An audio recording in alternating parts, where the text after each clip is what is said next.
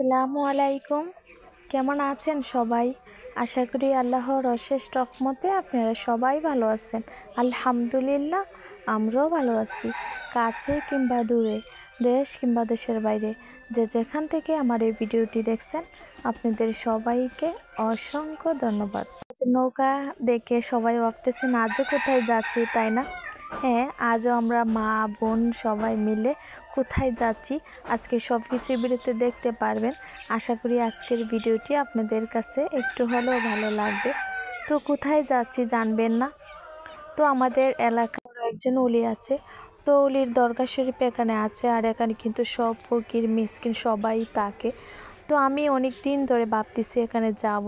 তো আজ বললাম আমার আম্মা, তারপর আমার বোন সবাই বলতেছে আপু চলো যাই, এখানে যায় কিছু ফকির মিসকিনেরকে একটু খাওয়া দাওয়া করাবো। তো এখানে তো অনেকগুলো ফকির মিসকিন থাকে, তো ভাবলাম দিন ধরে বলতেছি যাব যাব, কিন্তু যাওয়া হয় না। আজ বললাম যাই, তাই আমার বোনেরা তারপর আম্মা আমরা সবাই মিলে যাচ্ছি।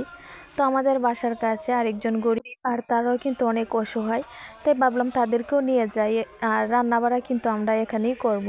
তো এখানে রান্না বাড়ার জায়গা আছে, রান্নাবাড়া করে ফকির মিসকিনকে খাওয়ানো যায়, তাই রান্নাবাড়াটা আমরা এখানেই করব। তাই কিন্তু আমরা সব কিছু নিয়েই যাচ্ছি।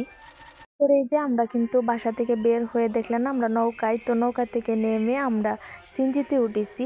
আর এই সিনজি কিন্তু আমাদেরকে সরাসরি এখানে নিয়ে যাবে। তো এই যে তারাও কিন্তু একদম অসহায়, তাদেরকেও আমরা নিয়ে নিলাম, বললাম এখানে তো রান্নাবাড়া করব, তোমরাও চলো। তাই ওই যে তাদের মা মেয়ে তাদেরকেও নিয়ে এসেছি। তারপরে এই যে আমরা চলে যাচ্ছি। প্লিজ আমার এই ভিডিওটি যদি ভালো লাগে একটি লাইক দিয়ে দিবেন, আর এখনও যারা আমার চ্যানেলটি সাবস্ক্রাইব করেননি প্লিজ আমার চ্যানেলটি সাবস্ক্রাইব করে নেবেন, আর যারা অলরেডি করে নিয়েছেন আপনাদের সবাইকে অসংখ্য ধন্যবাদ। যে রাস্তাটা দেখতেছেন, আর এই রাস্তাটা দেখে আমার স্কুল জীবনের কথা মনে হয়ে গেল। তো প্রতিদিন এই যে স্কুলে আসতাম এই রাস্তা দিয়ে, তো এই রাস্তা মাঠ দেখে সত্যি আমার স্কুল জীবনের কথা মনে হয়ে গেল, আর অনেক স্মৃতি মনে হইতেছে। আমার আম্মাকে বলতেছি আম্মা এই জায়গা দেখে আমার স্মৃতি মনে হইতেছে। তারপর আমার আম্মা বলতেছে স্কুলের ভিতরে যাও, গিয়ে দেখো। আমি বলতেছি না, স্কুলের ভিতরে যাব না। যাই হোক এখন সিনজির থেকে নামা হলো, কারণ হলো কিছু বাজার করতে হবে। তো এখানে যেহেতু রান্নাবাড়া করতে হবে, তো আম্মু আদা রসুন যা যা সম্পূর্ণ রান্নার প্রয়োজন সব কিছু কিন্তু বাসা থেকে নিয়ে আসছে, ব্লেন্ডার করে নিয়ে আসছে। এখানে শুধু মুরগি কিনবে, তার সাথে আলু।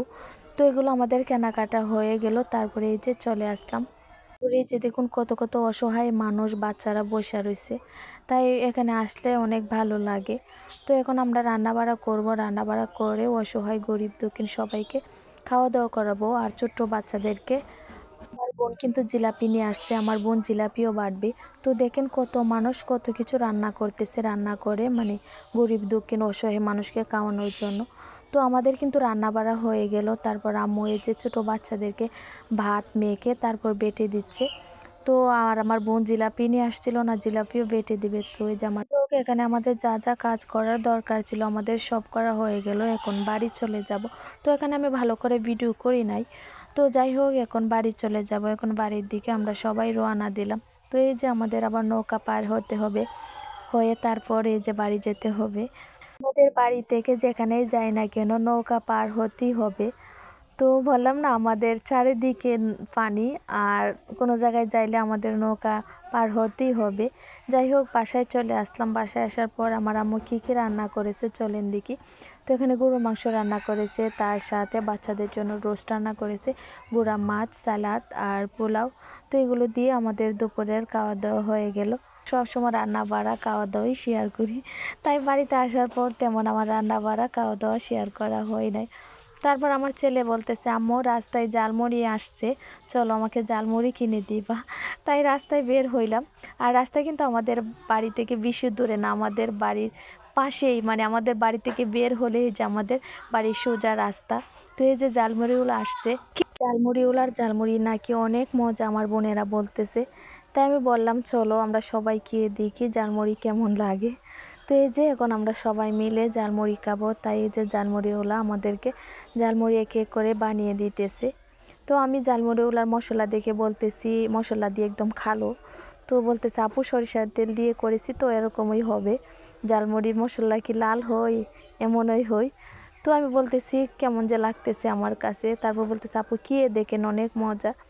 তারপরে এই যে জারমুড়িওয়ালা জারমুড়ি আমাদেরকে বানিয়ে দিতেছে আর আমরা সবাই এক এক করে নিতেছি। তারপরে এই যে আমার ছেলে গাড়ি চালিয়ে আসছে, বলতেছে আম্মু আমাকেও দাও।